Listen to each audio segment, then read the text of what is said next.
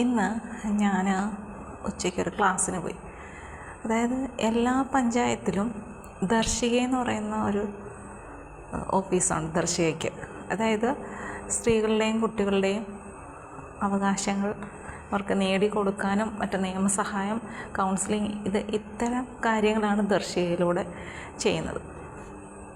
അപ്പോൾ നമുക്കിവിടെ അംഗനവാടി ടീച്ചറും അവരുടെ ഗ്രൂപ്പിലും പിന്നെ മെമ്പർ എല്ലാവരും നമുക്ക് വാട്സപ്പിൽ നമുക്ക് മെസ്സേജ് അയച്ചിരുന്നു, ക്ലാസ് ഉണ്ട്, പങ്കെടുക്കണമെന്ന് പറഞ്ഞു. ഉച്ചയ്ക്ക് 2 മണിക്കായിരുന്നു. അങ്ങനെ ഞങ്ങൾ ക്ലാസ്സിന് പോയി. ഞാനും കുഞ്ഞൂടാണ് പോയത്. അപ്പോൾ കെൽസ എന്ന എല്ലാവരും കേട്ടിട്ടുണ്ടാവും. ഇത് Kerala state legal services authority എന്നാണ് ഫുൾ ഫോം. അപ്പോൾ അതിൻ്റെ തന്നെ അത് നമ്മുടെ ടോപ്പിൽ നിൽക്കുന്ന, ഏറ്റവും ടോപ്പിലല്ല, സുപ്രീം കോടതിയല്ല, ഹൈക്കോടതി ബേസ് ചെയ്ത് നിൽക്കുന്നതാണ്. പിന്നെ ഇതിന് താഴേക്ക് 2 ഘട്ടം കൂടെ ഉണ്ട്, ജില്ലയ്ക്കും പിന്നെ താലൂക്കിനും എന്നുള്ള രീതിയിൽ. അപ്പം നമുക്ക് ഒരു സാറ് വന്നു, നിയമപരമായിട്ടുള്ള കാര്യങ്ങളൊക്കെ ചെയ്യുന്ന, പിന്നെ ഇതുമായിട്ടുള്ള ആർക്കെങ്കിലും എന്തെങ്കിലും സഹായം ചെയ്യാനും റിപ്പോർട്ടുകൾ എഴുതുന്നതും കോടതിയെ സമീപിക്കുന്നതൊക്കെ ഗവൺമെൻറ് തലത്തിലെ സാറാണ് വന്നിരുന്ന് ക്ലാസ് എടുക്കാനായിട്ട്. ഇപ്പോൾ സാറ് പറഞ്ഞ കുറേ കാര്യങ്ങൾ ഞാൻ ഇങ്ങനെ ഓർത്ത് വെച്ചിട്ടുണ്ട്. അപ്പോൾ അത് തീർച്ചയായിട്ടും എല്ലാവരെയും അറിയിക്കണമെന്ന് അപ്പോഴേ ഞാൻ വിചാരിച്ചു. അപ്പോൾ നമ്മൾ കുറേ അധികം ആളുകളുണ്ട്. അപ്പോൾ നമ്മൾ ഫാനിൻ്റെ കീഴിലൊക്കെ ഇരുന്നു. ലാസ്റ്റ് നമ്മൾ കസേര കേട്ടപ്പോഴത്തേക്കും നമ്മളെ പിടിച്ച് ഏറ്റവും ഫ്രണ്ടിലിരുത്തി. അതുകൊണ്ട് ഏറ്റവും അടുത്ത് ഇരുന്നതുകൊണ്ട് വളരെയധികം നമ്മൾ ശ്രദ്ധിക്കുകയും ചെയ്യും. പലർക്കും ഫ്രണ്ടിലിരിക്കാൻ വളരെ ഒരു ബുദ്ധിമുട്ടാണ്. പക്ഷെ നമ്മൾ അങ്ങനെയൊന്നും ഒരിക്കലും ചിന്തിക്കില്ല. എനിക്ക് എവിടെ ഇരിക്കുന്നതിന് സന്തോഷമുള്ളൂ. അപ്പോൾ ഫ്രണ്ടിലിരിക്കാൻ ഓക്കെ വിളിച്ചു, ഞാൻ പോയിരുന്നു. അപ്പോൾ നമ്മൾ കൂടുതൽ ശ്രദ്ധിക്കും, പറയുന്നത് ശ്രദ്ധിക്കും എന്നുള്ളതാണ്. പിന്നെ കുട്ടികളുടെ രീതിയാണ് ബാക്കിലിരിക്കുമ്പോഴത്തേക്കും പക്ഷേ എവിടെ ഇരുന്നാലും ശ്രദ്ധിക്കേണ്ടവർ ശ്രദ്ധിക്കും, അത് വേറൊരു വശം. അങ്ങനെ സാറ് പറഞ്ഞത് കുട്ടികളുടെ അവകാശങ്ങൾ എന്താണെന്നുള്ളതിനെ കുറിച്ച് കുറേ കാര്യങ്ങളൊക്കെ പറഞ്ഞു. അപ്പം കുട്ടികൾക്ക് കുറേ അവകാശങ്ങളുണ്ട്. അപ്പം അവർക്ക് നല്ലൊരു ചുറ്റുപാടിൽ വളരുവാനും നല്ല ഭക്ഷണം കഴിക്കാനും അവർക്ക് ഉന്നതിയിലേക്ക് ഉയർന്നു വരാൻ, അതായത് വിദ്യാഭ്യാസപരമായി മറ്റു കാര്യങ്ങളായിട്ട് ഉയർന്നു വരാനും ഒരു പങ്കാളിത്തം നൽകാനും. പങ്കാളിത്തം എന്ന് പറയുമ്പോൾ അവരുടെ കാര്യങ്ങൾക്ക് അവരോടുകൂടി അഭിപ്രായം ചോദിക്കുക എന്നുള്ളതാണ്. അപ്പോൾ ഇനി അങ്ങോട്ട് ഞാൻ പറയുന്നത് വളരെ പ്രധാനപ്പെട്ട കുറേ കാര്യങ്ങളാണ്. തീർച്ചയായിട്ടും അമ്മമാർ തീർച്ചയായിട്ടും ഇത് കേൾക്കണം. അച്ഛന്മാർ കേൾക്കണ്ട എന്നല്ല, അമ്മമാർ തീർച്ചയായിട്ടും കേൾക്കണം. അല്ലെങ്കിൽ രക്ഷിതാക്കൾ കേൾക്കണം, കുട്ടികൾ കേൾക്കണം. കാരണം ഇതൊന്നും പലതും നമുക്ക് അറിയാനുണ്ട്, ഒരുപാട് അറിവുള്ളതാണ്. അതുകൊണ്ട് ഇപ്പോൾ ഒരു വക്കീൽ നിങ്ങളോട് പറയുന്നതും ഒരാൾ കേട്ട് മനസ്സിലാക്കിയിട്ട് നിങ്ങളോട് പറയുന്നതും തമ്മിൽ വ്യത്യാസമുണ്ട്. കാരണം സാധാരണക്കാർക്ക് എന്താണ് ആവശ്യം അതാണ് നമുക്ക് കിട്ടുന്നത്. അപ്പം വെറുതെ അതും പറയുന്നില്ല, കാര്യം ഇങ്ങനെ പറയാം. അപ്പം കുട്ടികൾക്ക് അവർക്ക് നമ്മൾ അച്ഛനും അമ്മ അല്ലേ, കുഞ്ഞുങ്ങൾ ജനിക്കുമ്പോൾ മുതൽ തന്നെ അവർക്ക് നിയമത്തിൻ്റെ പരിരക്ഷ ലഭിക്കുന്നുണ്ട്. അതായത് ഒരു കുഞ്ഞ് അമ്മയുടെ ഉള്ളിൽ വളരാൻ തുടങ്ങുമ്പോൾ തൊട്ട് നമ്മളുടെ നിയമം അതിനെ സംരക്ഷിക്കാൻ തുടങ്ങുന്നുണ്ട്. ആദ്യത്തെ ഒരു സംരക്ഷണം എന്ന് പറയുന്നത് ആൺകുട്ടിയാണോ പെൺകുട്ടിയാണോ എന്ന് അറിയാൻ പാടില്ല. എന്തുകൊണ്ടാണ് ആ ഒരു ഇത് വന്നത്? കാരണം പെൺകുട്ടികളാണെങ്കിൽ അതിനെ ഇല്ലാതാക്കാനായിട്ടുള്ള ശ്രമം കേരളത്തിൽ അത്ര വലിയ ഇതില്ലെങ്കിലും കേരളത്തിന് വെളിയിലേക്ക് പെൺകുട്ടികളോട് ഒരു താല്പര്യമില്ലാത്ത കുറേ മനുഷ്യജന്മങ്ങളുണ്ട്. അതുങ്ങളെ കൊല്ലുക എന്നുള്ള രീതിയിൽ, ആൺകുട്ടിയെ മാത്രം മതി എന്നുള്ളത്. അപ്പോൾ അങ്ങനെ ഒരു പ്രശ്നം വന്നതുകൊണ്ടാണ് ഇന്ത്യയിൽ ഇങ്ങനൊരു നിയമം കർശനമായിട്ട് നടപ്പിലാക്കുന്നത് അല്ലേ. അപ്പം അന്ന് തൊട്ട് ആ ഒരു തീരെ ഒരു ജീവൻ്റെ തുടിപ്പാകുന്ന സമയം മുതൽ കുഞ്ഞുങ്ങൾക്ക് പരിരക്ഷയുണ്ട്. പിന്നീട് അവർ നല്ല ആഹാരം കിട്ടി വളരണം എന്നുള്ളത് അല്ലേ. അതുപോലെ തന്നെ അവർക്ക് സ്നേഹവും പരിഗണനയും നൽകണം. അവർക്കെതിരെ എന്തൊരു അതിക്രമവും ഉണ്ടായാലും അത് ഒരു കേസായി മാറും അല്ലേ. അവർക്ക് വിദ്യാഭ്യാസത്തിനുള്ള അവകാശമുണ്ട്. നിർബന്ധമായിട്ടുള്ള വിദ്യാഭ്യാസമാണ് അവർക്ക് ആദ്യം അല്ലേ പറയുന്നത്. പിന്നീട് ബാലവേല എന്നുള്ളത് നിരോധിച്ചിരിക്കുകയാണ് അല്ലേ. പിന്നീട് അവർക്ക് ആഹാരമായി അവരുടെ ജീവിത സാഹചര്യങ്ങൾ ഇതെല്ലാം നമ്മുടെ ഉത്തരവാദിത്വമാണ്. പിന്നെ നല്ലൊരു കുടുംബ അന്തരീക്ഷത്തിൽ വളരുവാനുള്ള അവകാശം എല്ലാ കുട്ടികൾക്കുമുണ്ട്. അതായത് കുട്ടികളുടെ മുന്നിൽ വെച്ച് ഒരിക്കലും മോശമായ വാക്കുകൾ ഉച്ചരിക്കുകയോ അവരെ അനാവശ്യമായ രീതിയിൽ എന്തെങ്കിലും രീതിയിൽ മാനസിക സമ്മർദ്ദം ഉണ്ടാക്കുന്ന രീതിയിൽ പെരുമാറുകയോ ഒരുപാട് ക്രൂരമായി മർദ്ദിക്കുകയോ അങ്ങനെ ഒന്നും ചെയ്യാൻ പാടില്ല. പിന്നീട് അവരുടെ ഒരു കാര്യം, ഇപ്പം കുഞ്ഞുങ്ങൾ സംസാരിക്കാൻ തുടങ്ങി എന്ന ഒരു ടൈമുണ്ട്. ഇപ്പോൾ എൻ്റെ മകളൊക്കെ അത്യാവശ്യം സംസാരിക്കാൻ തുടങ്ങി. അപ്പോൾ ഇപ്പോൾ അവളോട് എന്ത് കാര്യം നമ്മൾ ചോദിച്ചാലും അവൾക്കൊരു ഏകദേശം ഒരു ധാരണയുണ്ട് അതിനെക്കുറിച്ചും. അവൾ ഏകദേശം അതിനുള്ള പ്രതികരണം നമ്മളോട് ചെയ്യാറുണ്ട്. ഇന്നത് ചെയ്യാൻ പറഞ്ഞാൽ അങ്ങനെ ചെയ്യും. അതങ്ങനെ ചെയ്ത് ശരിയായില്ലല്ലോ, സോറി പറ എന്ന് പറഞ്ഞു കഴിഞ്ഞാൽ അവൾ തീർച്ചയായിട്ടും സോറി പറയും. അപ്പോൾ ആ ഒരു രീതിയിലേക്ക് അവളുടെ വളർച്ചയുടെ ഘട്ടം എത്തിയിരിക്കുന്നു. അപ്പോൾ നമ്മൾ കരുതും കുട്ടികൾക്കൊന്നും മനസ്സിലാകും, പക്ഷേ കുട്ടികൾ അവരുടേതായിട്ടുള്ള രീതിയിൽ മനസ്സിലാക്കുന്നുണ്ട് എന്ന് എൻ്റെ അനുഭവത്തിലൂടെ ഞാൻ മനസ്സിലാക്കിയതാണ്. അതുകൊണ്ട് ഒരിക്കലും കുട്ടികളല്ലേ അവർക്കൊന്നും മനസ്സിലാവില്ല എന്ന് വിചാരിക്കില്ല. പിന്നെ ഈ ഒരു പ്രായത്തിൽ ഇപ്പം നമ്മളിപ്പോൾ വഴക്ക് പറഞ്ഞാൽ നമ്മളെ അതുപോലെ തിരിച്ചു പറയും. നമ്മളെന്താണോ അവളോട് പറയുന്നത് അത് തന്നെ അവൾ എന്താണെന്നറിയില്ലല്ലോ അത് തന്നെ നമ്മളോട് പറഞ്ഞുകൊണ്ടിരിക്കും. നമ്മളോടല്ലെങ്കിൽ ആ കേൾക്കുന്ന അതുകൾ ഒന്നുകൂടെ പറയും. എവിടെ പോവാണ് എന്ന് ചോദിച്ചാൽ എവിടെ പോവാണ് ഇങ്ങനെ ചോദിക്കുക. ഞാൻ ചോദിച്ചാൽ എന്താണ് ഇങ്ങനെ ചോദിക്കുക. അപ്പം എന്താ നമ്മൾ പറഞ്ഞതില്ലേ എക്കോ എന്താണോ, നമ്മൾ എക്കോ കേട്ടിട്ടുണ്ടല്ലോ, നമ്മൾ പറയുന്നത് അതുപോലെ നമ്മളോട് പറയുന്നത് പോലെ എക്കോ പോയിൻ്റ് ചെല്ലുമ്പോൾ ഉണ്ടല്ലോ, അതുപോലെ തന്നെ അവളോട് എന്ത് പറയുന്നോ അത് ചിലതൊന്നും നമുക്ക് മനസ്സിലാവുന്നില്ലെങ്കിലും അതതുപോലെ നമ്മളോട് പറയുകയാണ്. അപ്പോൾ ആ ഒരു രീതിയിൽ കുട്ടികളുടെ പ്രായം എത്തിക്കഴിഞ്ഞാൽ പിന്നീട് അവരുടെ മുന്നിൽ വെച്ച് അനാവശ്യമായ ഒരു വാക്കുകളും പറയാൻ പാടില്ല. അനാവശ്യമായ ഒരു പ്രവൃത്തികളും അവരുടെ മുന്നിൽ വെച്ച് പാടില്ല.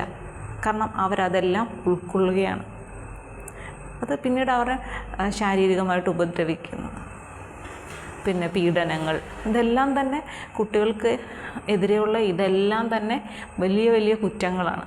അപ്പോൾ അതുമായി ബന്ധപ്പെട്ട് ഒരുപാട് കഥകൾ എന്ന് പറയാൻ പറ്റില്ല, ഒരുപാട് അനുഭവങ്ങൾ സാർ പങ്കുവച്ചിരുന്നു. മിക്കയിടത്തും പെൺകുട്ടികൾക്ക് ഭീഷണിയായി വരുന്നത് അച്ഛന്മാരുടെ മോശമായ സ്വഭാവം, അവരുടെ കുട്ടികളോടുള്ള പെരുമാറ്റത്തെയും കുറിച്ചാണ്.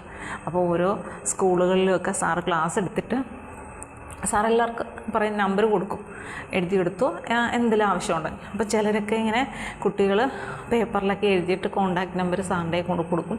സാറ് കോണ്ടാക്ട് ചെയ്യുമ്പം കുട്ടികൾ പറയുന്നത് ഓരോ പ്രശ്നങ്ങൾ, പിന്നെ ചിലർ സാറിനോട് നേരിട്ട് പറഞ്ഞതും ഒക്കെ ഒരുപാട് കാര്യങ്ങളുണ്ട്.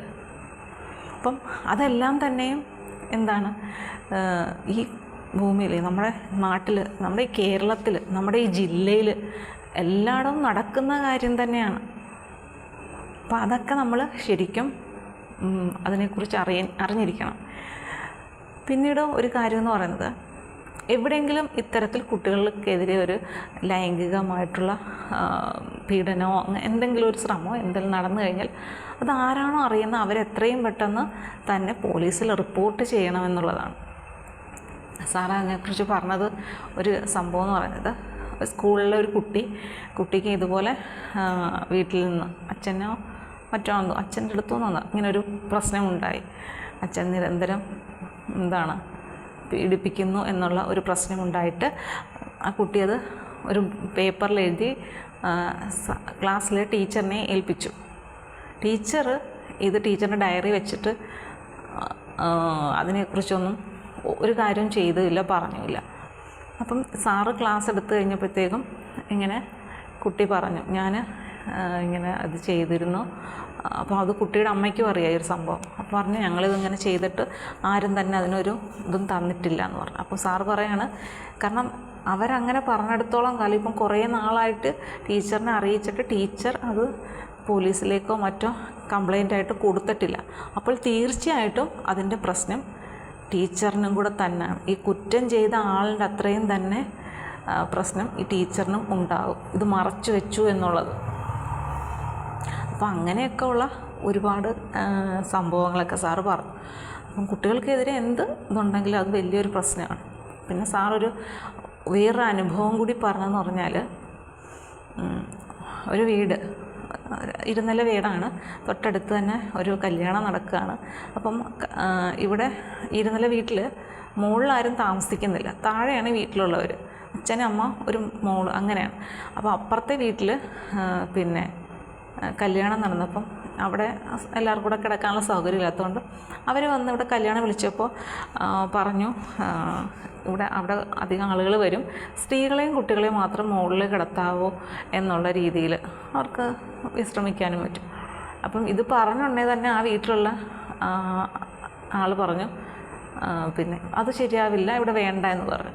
അപ്പം പെൺകുട്ടി അയാളുടെ മകൾ പറഞ്ഞു, അത് ഞങ്ങൾ കൂട്ടുകാരാണ്, അങ്ങനെ ഇങ്ങനെയെന്നൊക്കെ പറഞ്ഞ് ബഹളം വെച്ച് കഴിഞ്ഞപ്പോഴത്തേക്കും ആ കുട്ടിയുടെ അച്ഛൻ സമ്മതിച്ചു. ആദ്യം പറഞ്ഞു നോ എന്ന് പറഞ്ഞാലും പിന്നെ സമ്മതിച്ചു. അപ്പം അയാൾ അത്യാവശ്യം എല്ലാവർക്കും നല്ല വേണ്ടപ്പെട്ട രീതിയിൽ സമൂഹത്തിൽ നിൽക്കുന്ന ആളാണ്. അപ്പോൾ എല്ലാ ദിവസവും പുള്ളിക്കാരൻ രാത്രി വന്നിട്ട് എല്ലാ ജനലും കതകും എല്ലാം അടച്ചോ എന്നെല്ലാം പരിശോധിച്ചതിന് ശേഷം മുകളിലും ചെന്ന് ഇങ്ങനെയെല്ലാം നോക്കിയതിന് ശേഷം മാത്രമേ താഴെ വന്ന് ഇവർ ഉറങ്ങാൻ കിടക്കാറുള്ളൂ. അപ്പോൾ അന്നും ഇതുപോലെ തന്നെ ഇയാൾ വന്നു. ഇയാൾ മുകളിൽ ആളുള്ളതുകൊണ്ട് അയാളും അയാളുടെ ഭാര്യയും കൂടാണ് മുകളിൽ ചെല്ലുന്നത്. അപ്പോൾ ഒരു റൂം ആളുകളൊക്കെ കിടന്നിട്ട്, സ്ത്രീകൾ കിടന്നിട്ട് പൂട്ടിയിട്ടുണ്ട്, അകത്തൊന്ന് കുറ്റിയിട്ടേക്കാണ്.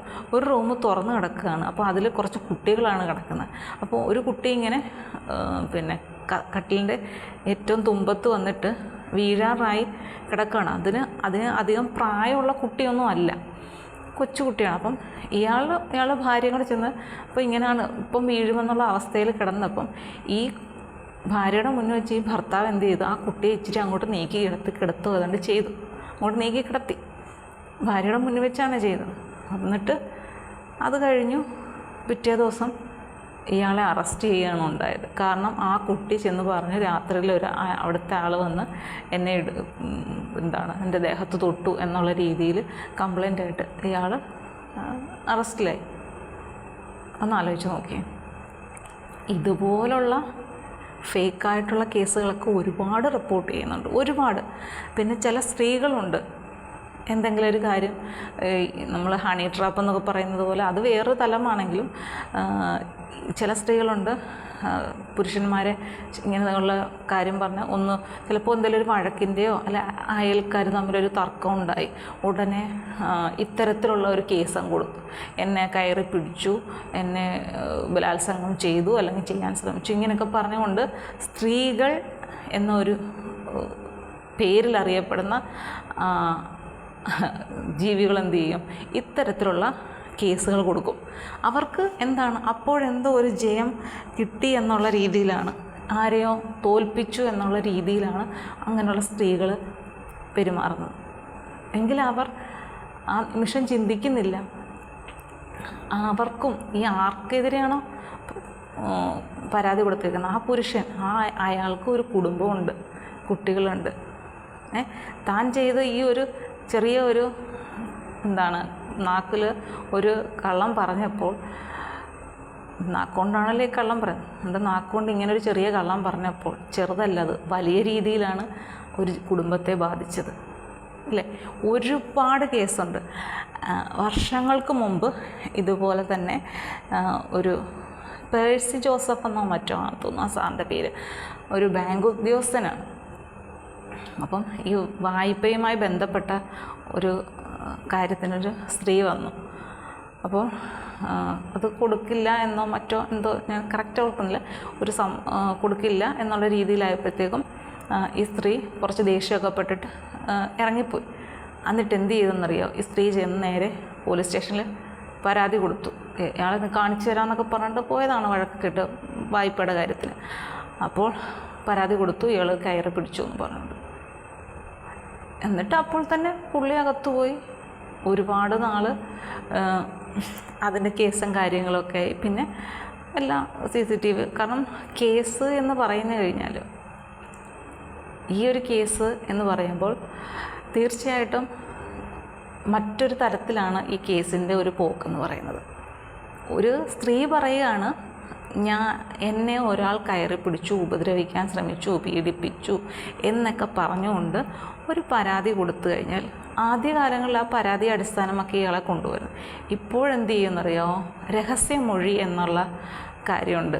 അതൊരു മജിസ്ട്രേറ്റിന് മുന്നിൽ പോയി രഹസ്യമൊഴി, വേറെ ആരും കേൾക്കാതെ രഹസ്യമൊഴി കൊടുക്കും. അതൊരിക്കലും മാറ്റാൻ പാടില്ല എന്നുള്ള ഉദ്ദേശത്തോടുകൂടി. കാരണം ഇങ്ങനെയുള്ള ഫേക്ക് കേസുകളൊക്കെ ഒരുപാട് വരുന്നത് കൊണ്ട് എന്താണ്, ഒരിക്കലും ഈ സ്ത്രീ മജിസ്ട്രേറ്റിനോട് പറയുന്നത് കള്ളമാവരുത്.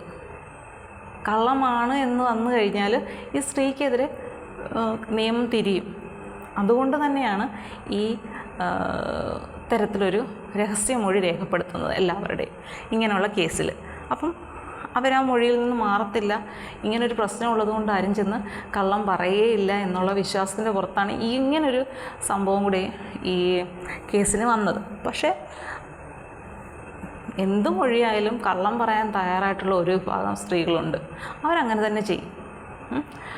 കാരണം അവരുടെ ജന്മവാസനയാണ് അങ്ങനത്തെയുള്ള കള്ളം പറയുക എന്നുള്ളത്. ഞാനൊക്കെ ഒരുപാട് ഇങ്ങനെ കേസുകളിലൊക്കെ കേട്ടിട്ടുണ്ട്, വായിച്ചിട്ടുണ്ട്. അപ്പം പേഴ്സി ജോസഫ് എന്ന് പറയുന്ന സാറിൻ്റെ അതിൻ്റെ ഒരു പേപ്പർ കട്ടിങ് എൻ്റെ കയ്യിൽ, കാരണം ഞാൻ സ്കൂളിൽ പഠിപ്പിച്ചുകൊണ്ടിരുന്ന സമയത്ത് പത്രത്തിൽ വന്നതായിരുന്നു അത് എൻ്റെ കയ്യിൽ എവിടെയോ ഇരിപ്പുണ്ട് ആ പേപ്പർ. കാരണം ആ സാർ ഒരുപാട് ബുദ്ധിമുട്ടിച്ചാൽ മക്കളുണ്ട്, അവരുടെ മുന്നിലുള്ള നാണക്കേട്, പിന്നെ ജയിൽവാസം, എന്തുവായാലും ഈ കേസിൽ വന്നു കഴിഞ്ഞാൽ അപ്പോഴേ അവർ കൊണ്ടുപോകും. ഇങ്ങനത്തെ കേസിലാണ് അങ്ങനെ ഇങ്ങനെയാണെന്ന് പറഞ്ഞിട്ടൊന്നും നമുക്ക് ജാമ്യം കിട്ടില്ല. എന്തായാലും 14 ദിവസം റിമാൻഡ് ചെയ്തിരിക്കും. അതിനുശേഷമേ ബാക്കിയുള്ളതിനെക്കുറിച്ച് ആലോചിക്കുകയുള്ളൂ. അപ്പോൾ ആ 14 ദിവസത്തെ മതിയല്ലോ ഒരാളുടെ ജീവിതത്തിൽ. അങ്ങനെ ഒരു കേസിന് കിടക്കുക എന്ന് പറയുന്നത് അവരുടെ ജീവിതത്തിലെ ഏറ്റവും വലിയൊരു പ്രതിസന്ധി തന്നെയാണ്. ചിലരൊന്നും അതിനെ തരണം ചെയ്ത് പോവില്ല. അങ്ങനെ ജയിലിൽ കിടന്നു. പിന്നീട് ഈ CCTV ക്യാമറയിലും മറ്റും വന്ന തെളിവുകളുടെ അടിസ്ഥാനത്തിൽ ഇതെല്ലാം ഈ കേസൊക്കെ എന്ന് പറഞ്ഞാൽ ഒത്തുതീർപ്പും മറ്റു കാര്യങ്ങൾ കേസായി കഴിഞ്ഞ് കഴിഞ്ഞാൽ പിന്നെ അത് വാദിച്ച് ഇല്ലാണ്ടാക്കുക എന്നുള്ളതേ ഉള്ളൂ ഇങ്ങനത്തെയുള്ള കേസുകളിൽ. അല്ലാതൊന്നും പറ്റില്ല. അപ്പോൾ കാരണം രഹസ്യമൊഴി എന്നുള്ളൊരു സംഭവം കൂടെ കിടക്കുന്നുണ്ട്. പിന്നീട് സാറ് തന്നെ എല്ലാ തെളിവുകൾ അന്വേഷിച്ച് കണ്ടുപിടിച്ച് എല്ലാം ശരിയാക്കി അങ്ങനെ ഈ കേസിൽ നിന്ന് അദ്ദേഹം ഒഴിവായി പോയി. അപ്പോൾ അതിനെക്കുറിച്ച് ആ ഒരു വാർത്തയുണ്ടായിരുന്നു. ഇതുപോലെ തന്നെ ഇപ്പം നമുക്ക് ഒരു നിമിഷം കൊണ്ട് തോന്നുന്ന ഒരു അബദ്ധമാണ് പലപ്പോഴും ഇത്തരത്തിലുള്ള റിയൽ കേസുകളും ഫേക്ക് കേസുകളും ഉണ്ടാകുന്നത്, അല്ലേ? ഒരു സ്ത്രീയോട് എന്തുകൊണ്ടോ അങ്ങനെ ഒരു തെറ്റ് ചെയ്യാൻ ഒരു പുരുഷന് തോന്നുന്നു, അല്ലേ? അതൊരു നിമിഷത്തെ തോന്നൽ കൊണ്ട് അങ്ങനെ സംഭവിക്കും എന്ന് പറയാം. അല്ലാതെയും പറയാം. ഇപ്പോൾ സ്ത്രീക്കാണെങ്കിൽ ഒരു വാശിയുടെ പുറത്ത്, ഇല്ല, അയൽക്കാർ തമ്മിൽ ഒരു വഴക്കുണ്ടാകുന്നു. മിക്കവാറും അയൽക്കാർ തമ്മിൽ വഴക്കുണ്ടാകുന്നത് വേലികെട്ട് മറ്റു കാര്യങ്ങളുമൊക്കെയാണ്. പിന്നെ വല്ല മരം എങ്ങാനും അപ്പുറത്തെ വീട്ടിലോട്ട് കിടന്നു, അതിലെ ഇലകൾ വീണു എന്നൊക്കെ പറഞ്ഞ് ഇങ്ങനെയൊക്കെയുള്ള ചെറിയ ചെറിയ കാര്യങ്ങൾക്കാണ്.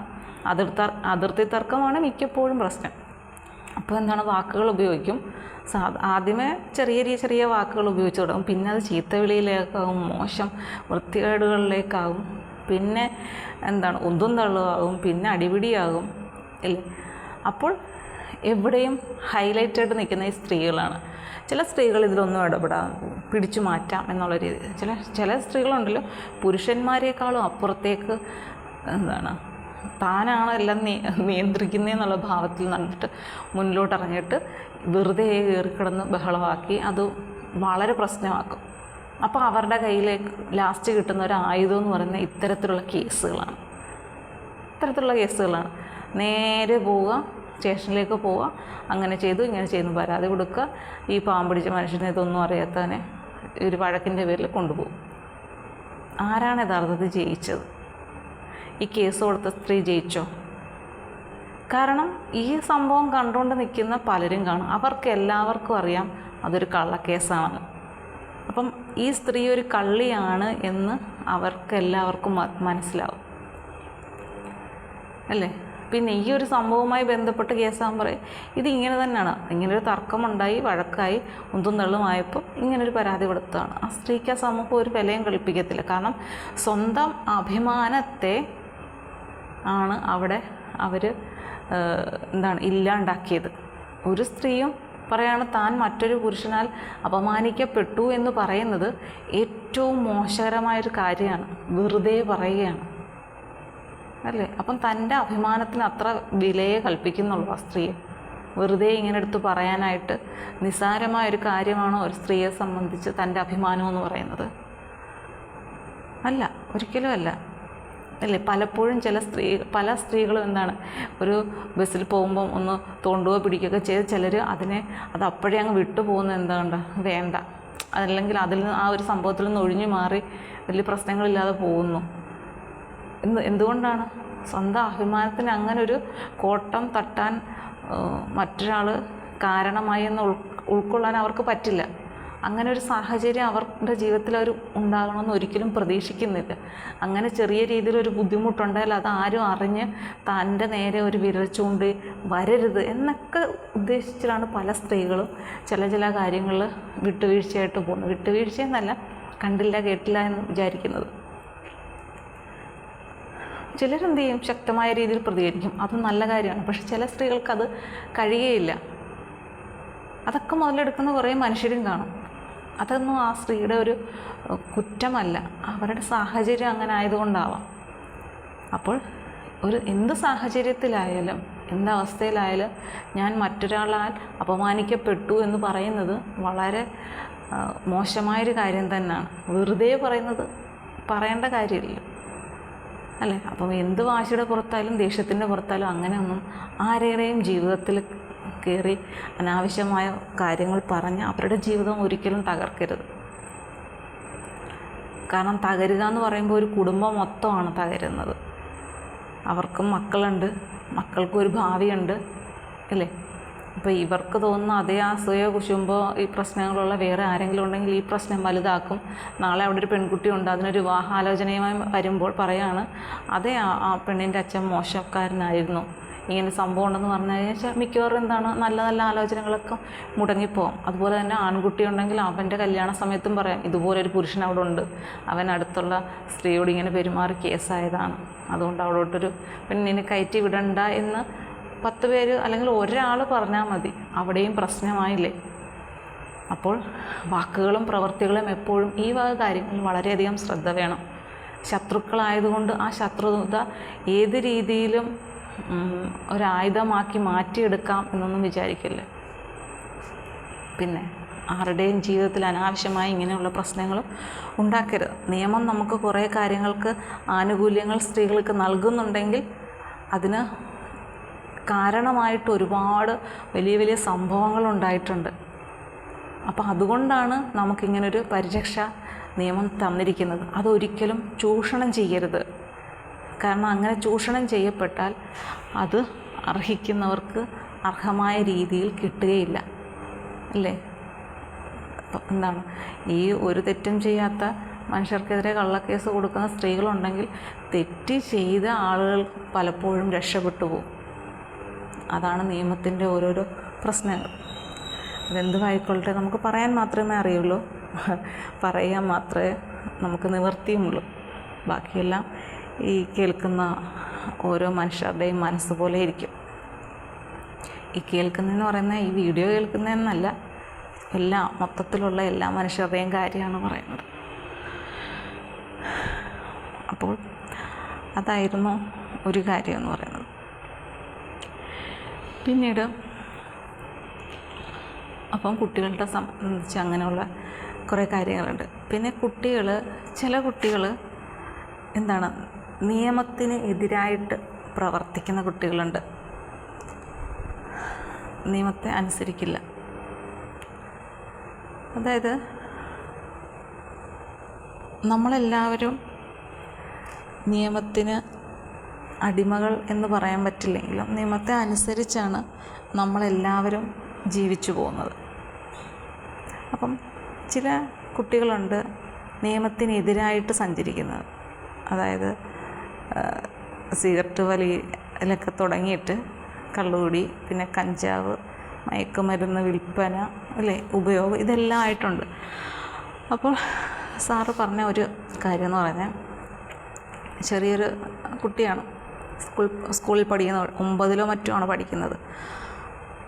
അപ്പോൾ അങ്ങനെ ആ കുട്ടിയെക്കുറിച്ചൊരു കംപ്ലയിൻറ്റ് എന്ന് വെച്ചാൽ സാറിൻ്റെ അടുത്ത് ഇങ്ങനെ പറയുകയാണ്, നല്ല അത്യാവശ്യം പഠിക്കുന്ന കുട്ടിയൊക്കെ ആയിരുന്നു, പക്ഷേ ഇപ്പം വലിയ വലിയ ചേട്ടന്മാരുമായിട്ട് പോയിട്ട് സിഗരറ്റ് വലിയൊക്കെ ഉണ്ട് എന്ന് പറഞ്ഞുകൊണ്ടൊരു ഇത് കിട്ടി. അപ്പം സാറ് അതിന് എല്ലാ സപ്പോർട്ടും ചെയ്തു കൊടുക്കുന്ന അച്ഛനാ ഭയങ്കര സപ്പോർട്ടാണ് മോന്.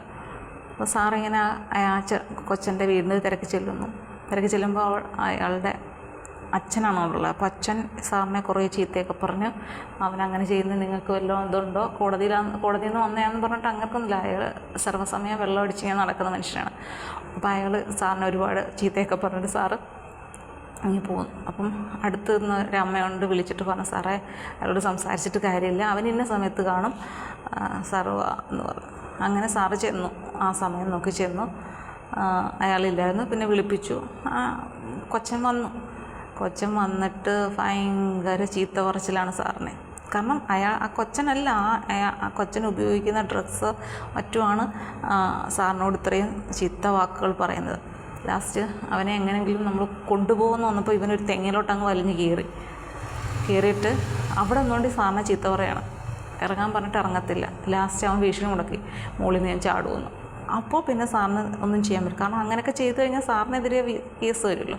അങ്ങനെ സാറ് ശരി പോവാമെന്ന് പറഞ്ഞു. എന്നിട്ട് ഈ സ്ത്രീയോട് പറഞ്ഞ് എന്താണ് അപ്പം വെളുപ്പിനെ വരാമെന്നുള്ളൊരു കണ്ടീഷനിൽ അങ്ങനെ സാറ് ആ മേഖലയുമായി ബന്ധപ്പെട്ട് പോലീസ് സ്റ്റേഷനായിട്ട് ബന്ധപ്പെട്ടു. അങ്ങനെ അവിടുന്ന് പോലീസുകാരൊക്കെ കിട്ടി, അത്യാവശ്യം ഓടിച്ചിട്ട് പിടിക്കാൻ കഴിവുള്ളവരെയൊക്കെ കിട്ടി. അങ്ങനെ വെളുപ്പിനെ ചെന്നപ്പോൾ കൊച്ചൻ നല്ല ബ്ലാങ്കറ്റൊക്കെ പുതച്ച് കിടന്ന് ഉറങ്ങുകയാണ്. അതിനെ കൈയോടെ പിടിച്ചു. അപ്പോഴും ഭയങ്കര ചീത്ത പറച്ചിലൊക്കെയാണ്. അപ്പം സാറ് പറയുന്നത് ഇങ്ങനെയുള്ള നമ്മൾ പിടിക്കാൻ പോകുമ്പോൾ 2-3 തോർത്തൊക്കെ കരുതണം. കാരണം കൈയും കാലുമൊക്കെ കെട്ടിയിട്ടിട്ടായാലും കൊണ്ടുവരണം. അങ്ങനെ പിന്നെ കൈയും കാലുമൊക്കെ കെട്ടിയിട്ടു. പക്ഷെ കൈയും കാലുമല്ലേ കെട്ടിയിട്ടുള്ളൂ, വായിൽ തുണി വെച്ചിട്ടില്ലല്ലോ. അവൻ്റെ വായിൽ നിന്ന് വരുന്ന വാക്കുകൾ കേട്ട് കഴിഞ്ഞാൽ നമുക്ക് എന്ത് ചെയ്യണമെന്നറിയില്ല. പിന്നെ പിടിച്ച് കെട്ടി. അപ്പം കോടതി ഉത്തരവിട്ടത് ഹോസ്പിറ്റലിലേക്ക് മാറ്റ് എന്നുള്ളതാണ്. പിന്നെ ട്രീറ്റ്മെൻറ്റ്, മെഡിറ്റേഷൻ, കൗൺസിലിങ്ങൊക്കെ. അങ്ങനെ 2 ആഴ്ച ഹോസ്പിറ്റലിൽ കിടന്നു. അതിനുശേഷം മറ്റൊരു കൗൺസിലിങ്ങും ഒക്കെ ആയിട്ട് അമ്മയും കൂടെ നിന്നു. അങ്ങനെ എല്ലാം അവൻ ഓക്കെ ആയി റെഡിയായി കഴിഞ്ഞപ്പം പിന്നെ സാറിനെ തിരക്കി, സാറിനെ വിളിച്ച് ഒരുപാട് നന്ദിയൊക്കെ പറഞ്ഞു. അവൻ പിന്നീട് സ്കൂളിൽ പോകാൻ തുടങ്ങി, മിടുക്കനായി നല്ല രീതിയിൽ മുന്നോട്ട് പോകുന്നു എന്ന് സാറ് പറഞ്ഞു. അപ്പോൾ ഇങ്ങനെയൊക്കെയുള്ള നല്ല കുട്ടികളുണ്ട്. അബദ്ധത്തിൽ എവിടെയെങ്കിലും ചെന്ന് ചാടുന്നതാണ്. പിന്നെ വീട്ടിലെ അന്തരീക്ഷവും മോശമാണെങ്കിൽ മിക്കവാറും കുട്ടികളെ പറഞ്ഞിട്ട് കാര്യമില്ല. അപ്പോൾ ഞാനിങ്ങനെ ഇതൊക്കെ കേട്ട് കഴിഞ്ഞപ്പോൾ ഞാനൊരു ദൈവമേ, ഇവിടെ നമ്മൾ പോകുന്ന വഴിയിലൊക്കെ കുറേ കുട്ടികളൊക്കെ ഇങ്ങനെ ചീത്തയൊക്കെ പറയുന്നതൊക്കെ അവരെ ആരെങ്കിലുമൊക്കെ ഇതുപോലെ സാറ് ശരിയെന്ന് നന്നാക്കി എടുത്തിരുന്നെങ്കിൽ എത്ര നല്ലതായിരുന്നു. കാരണം കഴിഞ്ഞ ദിവസം നമ്മുടെ ഈ ഫുട്ബോൾ കളിക്കുന്ന അവിടെ ഒരു ചെറിയൊരു റൂം പോലുണ്ട്, ചെറിയൊരെണ്ണം, അതായത് പമ്പ് സെറ്റ് വയ്ക്കുന്നതിന് വേണ്ടിയിട്ടുള്ളതായിരുന്നു. അപ്പോൾ അവിടെ കുറേ പിള്ളേർ വന്നിട്ട് മദ്യപിക്കുകയൊക്കെ ചെയ്തിട്ട് ചേച്ചി കണ്ടിട്ട് ഓടിച്ചു വിടുകയൊക്കെ ചെയ്തെന്ന് പറഞ്ഞു. അപ്പം കാണിച്ചു തന്നു ചേച്ചി ആ മദ്യക്കുപ്പിയും വെള്ളക്കുപ്പിയും കൊണ്ടുവന്ന ബാഗും എല്ലാം അവിടെ ചേച്ചി പിടിച്ചു വെച്ചിട്ടുണ്ട്. അധികം വല്ല +1 +2 ഒക്കെ ആയിരിക്കും സൗമ്യ, അത് അത്രയൊക്കെ ഉള്ളതേ ഉള്ളൂ എന്ന് പറഞ്ഞു. അവന്മാർ നേരത്തെ അങ്ങോട്ട് ഇവിടെ കളിക്കാനൊക്കെ വന്നിട്ടുണ്ട്. അപ്പോൾ ഇവിടെ ഇങ്ങനൊരു സൗകര്യം ഉണ്ടെന്ന് അറിഞ്ഞുകൊണ്ട് വന്നതാണ്, ആരും ഈ സമയത്ത് കാണില്ല എന്ന് പറഞ്ഞിട്ടുണ്ടെന്ന്. അപ്പം അന്ന് ആലോചിച്ച് നോക്കിയപ്പോൾ കുട്ടികളുടെയൊക്കെ ആ പോക്ക്. അപ്പം അതൊക്കെ സാറ് പറഞ്ഞു തന്നു. അപ്പോൾ അങ്ങനെയുള്ളവരെയൊക്കെ നമ്മൾ പ്രത്യേകം ശ്രദ്ധിക്കുക. ഇങ്ങനെയൊക്കെയുള്ള നിയമപരമായ രീതിയിൽ അവരെ കൈകാര്യം ചെയ്യുക എന്നുള്ളതാണ്. പിന്നീട് പലപ്പോഴും നമുക്ക് എന്തെങ്കിലും ഒരു പ്രശ്നം ഉണ്ടായാൽ, ഒരു കേസോ അല്ലെങ്കിൽ നമ്മുടെ വീട്ടിലെന്തെങ്കിലും കുടുംബ കലഹമോ മറ്റ് കാര്യങ്ങളൊക്കെ ഉണ്ടായിക്കഴിഞ്ഞാൽ നമുക്ക് ചിലപ്പം അതിന് വേണ്ടിയിട്ട് എല്ലാ കാര്യത്തിനും ചിലവാക്കാനുള്ള പണം നമ്മുടെ കയ്യിൽ ഉണ്ടാകണമെന്നില്ല. അപ്പോൾ നമുക്ക് സഹായം ചെയ്യുക എന്നുള്ളത് ലീഗൽ സർവീസസ് അതോറിറ്റി, അപ്പം അത് എല്ലാ കോടതിയിലും പ്രവർത്തിക്കുന്നുണ്ട്. എല്ലാ കോടതിയിലും ഇങ്ങനെയുള്ളൊരു നിയമസഹായ ക്ലിനിക്ക് പോലെന്ന് പറയാമല്ലോ ഉണ്ട്. അപ്പം നമ്മൾ കോടതിയിൽ ചെല്ലുക, അത് എവിടെയാണെന്ന് മനസ്സിലാക്കി അവരുമായിട്ട് സംസാരിച്ച് നമുക്ക് കാര്യങ്ങളെല്ലാം നമുക്ക് പറഞ്ഞു തരും. പിന്നെ വക്കീലിൻ്റെ ഫീസൊക്കെ അവിടെ കോടതി തന്നെയാണ് അടയ്ക്കുന്നത്. അല്ലാതെ കുറച്ച് സ്റ്റാമ്പ് അങ്ങനെ എന്തൊക്കെയോ കുറച്ച് പേപ്പർ വർക്കിന് മാത്രമേ നിസ്സാര പൈസയാവുള്ളൂ. അപ്പം പിന്നെ വധുവിനെന്ന് പറഞ്ഞാൽ 3 ലക്ഷം വരെയാണ് വരുമാനം ഉള്ളവർക്കാണ് അങ്ങനത്തെ ഒരു ഇതുള്ളത്. അപ്പോൾ അതൊക്കെ നമ്മൾ മനസ്സിലാക്കിക്കോണം. അത് എത്ര വാർഷിക വരുമാനം മറ്റോ അങ്ങനെ ഒരു കണക്കുണ്ട് അതിന്. എന്തായാലും നമ്മൾക്ക് സഹായം വേണമെങ്കിൽ അങ്ങനെ നമുക്ക് ബന്ധപ്പെടാവുന്നതാണ്. അപ്പോൾ അവിടെ ചെന്ന് കഴിഞ്ഞാൽ നമുക്ക് കാര്യങ്ങൾ എല്ലാം എളുപ്പമാവും. പണമില്ലാത്തതിൻ്റെ സ്വന്തമായിട്ട് വക്കീലിനെ വെക്കാനൊക്കെ ബുദ്ധിമുട്ടുള്ളവർക്ക് അങ്ങനെ ഒരു ഓപ്ഷനുണ്ട്. ഇതെന്നൊക്കെ നേരത്തെ നമുക്കൊക്കെ അറിയാവുന്നതാണ് ഒരുമാതിരിപ്പെട്ടവർക്കൊക്കെ. അപ്പം അങ്ങനെ ഒരു സംഭവം അറിയാൻ വയ്യാത്തവർക്ക് വേണ്ടി ഞാൻ പറയുന്നതേ ഉള്ളൂ. പിന്നീട് ചില കുടുംബങ്ങളിൽ കുറേയധികം പ്രശ്നങ്ങളൊക്കെ ഉണ്ടാകും. അപ്പോൾ ആ ഒരു സമയത്തൊക്കെ ചിലപ്പോൾ നിങ്ങൾ കേട്ടില്ല അദാലത്ത് എന്നുള്ളൊരു സംഭവം. അപ്പം കോടതി കാര്യങ്ങളെല്ലാം നിർത്തി വെച്ചിട്ട് ആ ഒരു ദിവസം ഇങ്ങനെയുള്ള അതായത് 7 വർഷത്തിന് താഴെ ശിക്ഷ ലഭിക്കാവുന്ന ചെറിയ ചെറിയ കുറ്റങ്ങളും മറ്റും ഉള്ളത് എന്തു ചെയ്യും, ഈ അദാലത്തിലൂടെ പരിഹരിക്കും എന്നുള്ളതാണ്. അപ്പം അങ്ങനെയൊക്കെ കാര്യങ്ങളെല്ലാം ഇത്തരത്തിലുള്ള നിയമസഹായം വഴി നമുക്ക് ഒരുപാട് കാര്യങ്ങൾ ഫ്രീ ആയിട്ടൊക്കെ കിട്ടും. പിന്നീട് ഇപ്പം പുതിയ ഒരു ഇത് വന്നിട്ടുള്ളതെന്ന് പറഞ്ഞാൽ ഇപ്പം കുടുംബത്തിലുണ്ടാകുന്ന പ്രശ്നങ്ങൾ അത് പരിഹരിക്കാനായിട്ട് ഒറ്റ ദിവസം കൊണ്ട് ഒരു കേസെന്നൊക്കെ പറയുമ്പോൾ വർഷങ്ങളിങ്ങനെ 4, 5, 6 വർഷങ്ങളൊക്കെ പോകും. ഇതങ്ങനെ ഒന്നുമില്ല. ഒരു തർക്കമോ പ്രശ്നങ്ങളോ കുടുംബത്തിലൊക്കെ ഉണ്ടായിക്കഴിഞ്ഞാൽ ഒറ്റ ദിവസം കൊണ്ട് അതൊരു ജഡ്ജിൻ്റെ മുന്നിൽ വെച്ച് ഒരു മേശയ്ക്ക് അപ്പുറം എത്തിക്കൊണ്ട് സംസാരിച്ച് ക്ലിയർ ചെയ്യും. ഒറ്റ ദിവസം കൊണ്ട് കാര്യം നടക്കും. അങ്ങനെയും പുതിയൊരു പദ്ധതി എന്നുള്ള രീതിയിൽ വന്നിട്ടുണ്ട്. അപ്പോൾ അങ്ങനെയൊക്കെയുള്ള പ്രശ്നങ്ങൾ ആർക്കെങ്കിലുമൊക്കെ ഉണ്ടെങ്കിൽ അങ്ങനെയും നമുക്ക് മുന്നോട്ട് പോകാം. അപ്പോൾ ഇതിനെക്കുറിച്ച് ഇപ്പോൾ ആലോചിക്കുക, ഇത് ആരെ വിളിക്കണം പറയണം എന്നൊക്കെ ഉള്ളൊരു സംശയമുണ്ടെങ്കിൽ തീർച്ചയായിട്ടും എല്ലാ പഞ്ചായത്തിലും ദർശികയുണ്ട്. അത് പഞ്ചായത്ത് തലത്തിലാണ്. ജില്ലാ തലത്തിൽ അതിന് തൊട്ട് മുകളിലായിട്ട് ഒരു ഇതോടുണ്ട്. ഇപ്പോൾ ഈ ദർശിക എന്ന് പറയുന്നത് പോലെ തന്നെ സ്നേഹിത എന്ന് പറയും.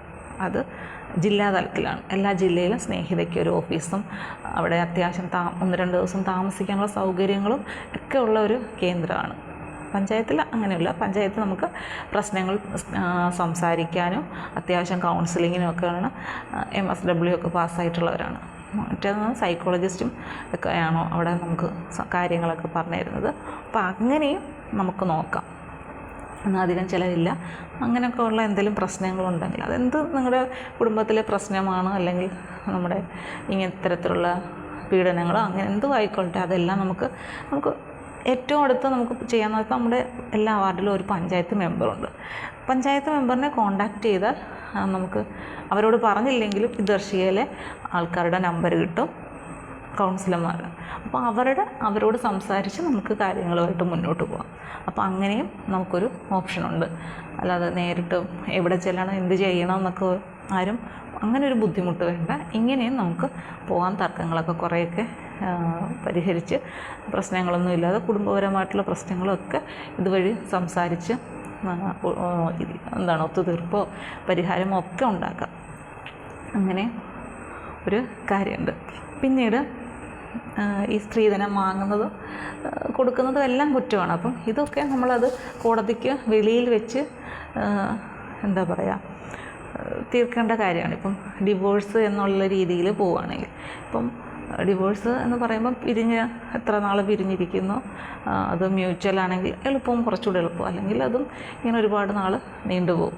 അപ്പം അതിനൊക്കെ ഇത്തരത്തിൽ ഒരുപാട് സഹായങ്ങളൊക്കെ സ്ത്രീകൾക്കൊക്കെ ലഭിക്കും. അപ്പോൾ അതൊക്കെ നമുക്ക് ഈ രീതിയിൽ മെമ്പറുമായിട്ട് കോണ്ടാക്ട് ചെയ്തും മറ്റും നമുക്കത് കണ്ടെത്താൻ പറ്റും. അല്ലെങ്കിൽ കോടതിയിൽ ലീഗൽ സർവീസസ് അതോറിറ്റിയുടെ ഓഫീസുണ്ട്, അവിടെ നമ്മൾ കോണ്ടാക്ട് ചെയ്താലും കിട്ടും.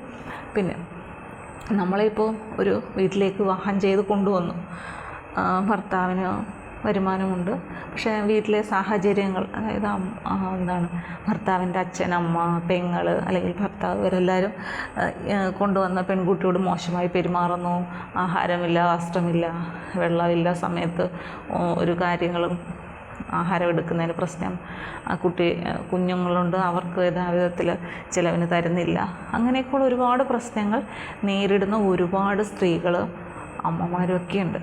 അപ്പം അവരൊക്കെ അതെല്ലാം സഹിച്ചുകൊണ്ട് അങ്ങനെ മുന്നോട്ട് പോകണമെന്നില്ല. അപ്പോൾ സാറ് പറഞ്ഞൊരു കാര്യമെന്ന് പറഞ്ഞാൽ, നിങ്ങളൊരു കാര്യം മനസ്സിലാക്കണം. നിങ്ങൾക്ക് ഏറ്റവും വലിയ കാര്യം, നിങ്ങളെ വിവാഹം കഴിച്ചുകൊണ്ട് വന്ന വീട്ടിലൊരു പ്രശ്നം ഉണ്ടാകുമ്പോൾ നിങ്ങൾ ഉടനെ തന്നെ എല്ലാം പേർക്ക് കെട്ടി തിരിച്ച് വീട്ടിലേക്ക് പോകാം, ഇനി അവിടെ അങ്ങ് താമസിക്കാം എന്നൊരിക്കലും കരുതരുത്.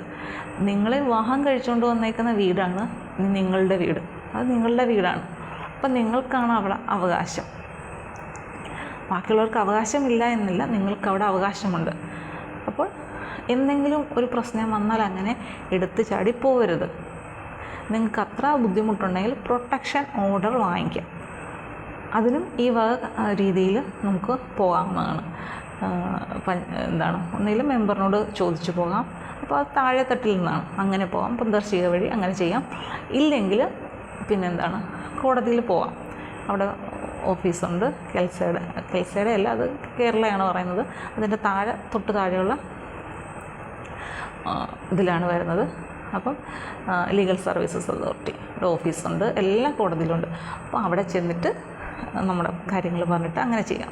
പ്രൊട്ടക്ഷൻ ഓർഡർ വാങ്ങിക്കാം. അപ്പം പ്രൊട്ടക്ഷൻ ഓർഡർ എന്ന് പറയുമ്പോൾ എല്ലാ രീതിയിലുമുള്ള സംരക്ഷണമാണ്. അതായത് നമ്മൾ എന്തെങ്കിലും ആഹാരം എടുക്കുന്നതിൽ അരുത് എന്ന് പറയുന്നു, അല്ലെങ്കിൽ ചിലവിന് തരുന്നില്ല, വെള്ളം ഉപയോഗിക്കുന്നതിന്, കറണ്ട് ഉപയോഗിക്കുന്നതിന്, ഇങ്ങനെയൊക്കെ ഓരോ കാര്യത്തിനും, ഗ്യാസ് ഉപയോഗിക്കുന്നത്, ഇങ്ങനെയൊക്കെ ഓരോ കാര്യത്തിനും നിങ്ങളോട് അരുത് അല്ലെങ്കിൽ നോ പറയുന്നുവെങ്കിൽ അതെല്ലാം നോയ്ക്ക് പോരെ എസ് ആക്കി കിട്ടും. അതായത് നിങ്ങളുടെ ഭർത്താവ് എത്ര വരുമാനമുണ്ടോ അതിൽ നിന്നൊരു ഭാഗം നിങ്ങൾക്ക് ചിലവിന് തരണം. നിങ്ങൾക്ക് നിങ്ങളുടെ കുട്ടികളുണ്ടെങ്കിൽ കുട്ടികൾക്കും ചിലവിന് തന്നേ പറ്റൂ എന്ന് പറഞ്ഞുകൊണ്ട് കോടതി എത്രയും പെട്ടെന്ന് ഒരു ഓർഡർ നിങ്ങൾക്ക് പാസ്സാക്കി തരും. പിന്നെ ശാരീരിക ഉപദ്രവം ഉണ്ടെങ്കിൽ അതെല്ലാം ചേർത്തിട്ട് നിങ്ങൾക്ക് അവിടെ പ്രശ്നം പറയാം. അതിനെതിരെ നിങ്ങൾക്ക് എല്ലാ വിധത്തിലുള്ള സംരക്ഷണവും നൽകിക്കൊണ്ട് ഒരു ഓർഡർ എടുക്കും. അതും കൊണ്ട് നിങ്ങൾക്ക് ആ വീട്ടിൽ യഥേഷ്ടം നല്ല രീതിയിൽ ജീവിക്കാൻ പറ്റും. സാറ് പറഞ്ഞ പോലെ രാജ്ഞിയെപ്പോലെ ജീവിക്കാൻ പറ്റും. അല്ലാതെ ഉടനെ വീട്ടിലേക്ക് പോയി നമ്മൾ ആ വീട്ടിൽ നിന്ന് ഒഴിഞ്ഞു കൊടുക്കുകയല്ല വേണ്ടത് എന്ന് ഒക്കെ സാറ് പറഞ്ഞിട്ടുണ്ട്. അപ്പോൾ അങ്ങനെയൊക്കെയുള്ള പ്രശ്നങ്ങൾ നേരിടുന്നവരുണ്ടെങ്കിൽ തീർച്ചയായിട്ടും ധൈര്യമായിട്ടിരിക്കും. നിയമം നിങ്ങളുടെ ഒപ്പമുണ്ട്. നിയമത്തിൻ്റെ പിൻബലം എപ്പോഴും നിങ്ങൾക്ക് ഒപ്പമുണ്ട്. അപ്പോൾ എന്തെങ്കിലുമൊക്കെ സംശയത്തിൽ എനിക്കറിയാവുന്നതൊക്കെ ഞാൻ പറഞ്ഞുതരാം.